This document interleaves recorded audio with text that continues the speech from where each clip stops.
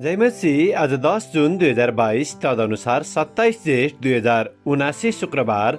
आज हामी माथिल्लो कोठाबाट हेर्नेछौँ। आजको शीर्षक छ सीमितता वा आशीर्वाद। आज हामी परमेश्वरको वचन प्रेरित 10:9 देखि 16 सम्म पाठ गर्नेछौँ। भोलिपल्ट तिनीहरू आफ्नो यात्रामा त्यस सहरको नजिक आइपुग्दा दिउँसो 12 बजेतिर पत्रुस चाहिँ प्रार्थना गर्न घरको कौसीमा उक्ले। तिनी भोकाएर तिनले केही खाने मन गरे, तर अरूहरूले भोजन तयार गरिरहेको बेला तिनी ध्यानमग्न भए। तिनले स्वर्ग उग्रेको र त्यहाँबाट चारै कुनामा बाँधिएको तन्ना जस्तो केही पृथ्वीतिर झरिरहेको देखे। त्यस तन्नामा पृथ्वीका सबै किसिमका चारखुट्टे जनावर र घर्षणे प्राणी र आकाशका चराचुरुङ्गीहरू थिए। तब तिनले एउटा आवाज सुने, ए पत्रुस, उठ र मारेर खाऊ। तर पत्रुसले भने, होइन प्रभु, किनभने मैले कहिले केही अपवित्र वा अशुद्ध थोक खाएको छैन। त्यो आवाज फेरि दोस्रो पल्ट तिनले सुने, परमेश्वरले जे शुद्ध गर्नुभएको छ त्यसलाई तिमी अपवित्र नठान। 3 पल्टसम्म यस्तो भयो र तुरुन्तै त्यो तन्ना स्वर्गतिर लगियो। आमेन। प्रेरित 10:28 लाई लेखक यहाँ जोड दिनुहुन्छ। तब पत्रुसले तिनीहरूलाई भने, अरू जातिसँग सङ्गत गर्नु अथवा तिनीहरूलाई भेटघाट गर्नु एक यहुदीको लागि कति अनुचित हो भन्ने कुरा तपाईँहरूलाई थाहै छ। तापनि परमेश्वरले मलाई कुनै मानिसलाई अपवित्र अथवा अशुद्ध नठान्नु भनी देखाउनु भएको छ। आमेन। लेखक आफ्नो अनुभव र विचारलाई यहाँ यसरी प्रस्तुत गर्नुहुन्छ। मेरो उमेर 61 वर्षको भएको समयमा मैले प्राप्त गरेको डिग्रीसँग म निरुत्साहित भएँ। जुन नौकरी पाउनको लागि मैले ठुलो आशा राखेको थिएँ त्यो नौकरी मैले पाउन सकिनँ। तर मैले केही समयपछि एउटा फोन कल प्राप्त गरेँ। मलाई त्यो काम गर्नको लागि एक पर्खिने सूचीमा राखिएको थियो। उनीहरूले त्यही सप्ताहमा त्यो नयाँ कामको उद्घाटन गरेका थिए। मलाई अचम्म लाग्यो, परमेश्वरले आशिष दिएको कुरा कसरी अपवित्र हुन सक्छ। त्यो दिउँसो मैदानमा हिँड्दै गर्दा मैले प्रार्थना गर्दा बारम्बार यो प्रश्न गरेँ, मलाई कुन कुराले रोकेको छ? प्रभु, के आशीर्वाद दिनुभयो जुन मसँग छैन? जब म फेरि च्यापलमा बसेँ, परमेश्वरले मेरो प्रश्नको उत्तर दिनुभयो। मेरो डर यो थियो कि म नयाँ कामको लागि धेरै पुरानो छु। मैले नयाँ ठाउँमा फेरि सेवा सुरु गर्नको लागि मैले पछाडिका कुराहरू समात्दै अगाडिको बाटोमा बढ्नुपर्नेछ। मैले यो कुराको अनुभव गरेँ कि मेरो विगतको पूर्वाग्रहलाई बिर्सेर सीमितपनाको सट्टा धेरै नयाँ सम्भाव्यताहरू देख्न सकौँ। मैले मेरो उमेरलाई समस्याको रूपमा हेरिरहेको थिएँ, जबकि त्यो कुरालाई परमेश्वरले महत्त्व ठान्नु भएको थिएन।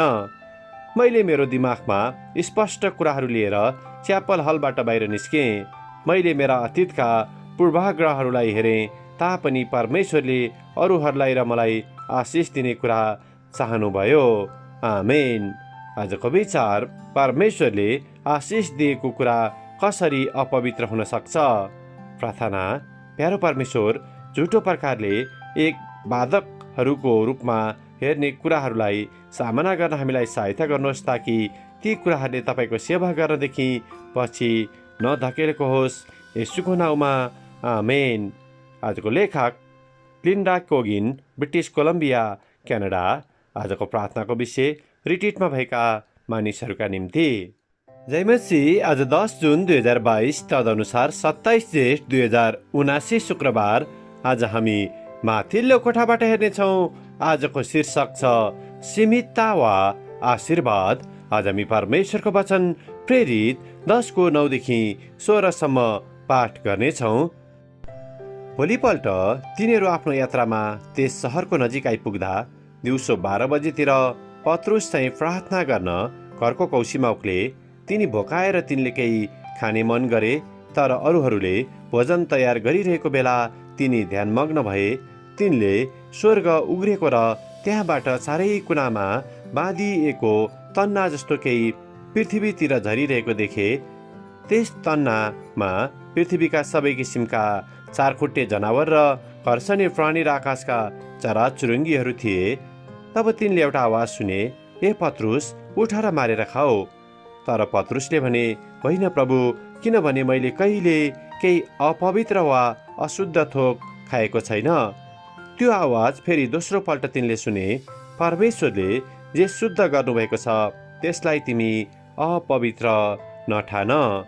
3 पल्टसम्म यस्तो भयो र तुरुन्तै त्यो तन्ना स्वर्गतिर लगियो। आमेन। प्रेरित 10:28 लेखक यहाँ जोड दिनुहुन्छ। तब पत्रुसले तिनीहरूलाई भने, अरू जातिसँग सङ्गत गर्नु अथवा तिनीहरूलाई भेटघाट गर्नु एक यहुदीको लागि कति अनुचित हो भन्ने कुरा तपाईँहरूलाई थाहै छ। तापनि परमेश्वरले मलाई कुनै मानिसलाई अपवित्र अथवा अशुद्ध नठान्नु भनी देखाउनु भएको छ। आमेन। लेखक आफ्नो अनुभव र विचारलाई यहाँ यसरी प्रस्तुत गर्नुहुन्छ। मेरो उमेर 61 वर्षको भएको समयमा मैले प्राप्त गरेको डिग्रीसँग म निरुत्साहित भएँ। जुन नौकरी पाउनको लागि मैले ठुलो आशा राखेको थिएँ त्यो नौकरी मैले पाउन सकिनँ। तर मैले केही समयपछि एउटा फोन कल प्राप्त गरेँ। मलाई त्यो काम गर्नको लागि एक पर्खिने सूचीमा राखिएको थियो। उनीहरूले त्यही सप्ताहमा त्यो नयाँ कामको उद्घाटन गरेका थिए। मलाई अचम्म लाग्यो, परमेश्वरले आशिष दिएको कुरा कसरी अपवित्र हुन सक्छ। त्यो दिउँसो मैदानमा हिँड्दै गर्दा मैले प्रार्थना गर्दा बारम्बार यो प्रश्न गरेँ, मलाई कुन कुराले रोकेको छ? प्रभु, के आशीर्वाद दिनुभयो जुन मसँग छैन? जब म फेरि च्यापलमा बसेँ, परमेश्वरले मेरो प्रश्नको उत्तर दिनुभयो। मेरो डर यो थियो कि म नयाँ कामको लागि धेरै पुरानो छु।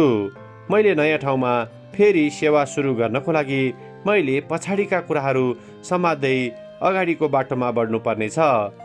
मैले यो कुराको अनुभव गरेँ कि मेरो विगतको पूर्वाग्रहलाई बिर्सेर सीमितपनाको सट्टा धेरै नयाँ सम्भाव्यताहरू देख्न सकूँ।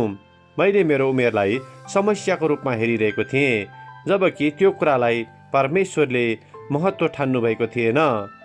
मैले मेरो दिमागमा स्पष्ट कुराहरू लिएर च्यापल हलबाट बाहिर निस्केँ। मैले मेरा अतीतका पूर्वाग्रहहरूलाई हेरेँ, तापनि परमेश्वरले अरूहरूलाई र मलाई आशिष दिने कुरा चाहनुभयो। आमेन। आजको विचार, परमेश्वरले आशिष दिएको कुरा कसरी अपवित्र हुन सक्छ? प्रार्थना।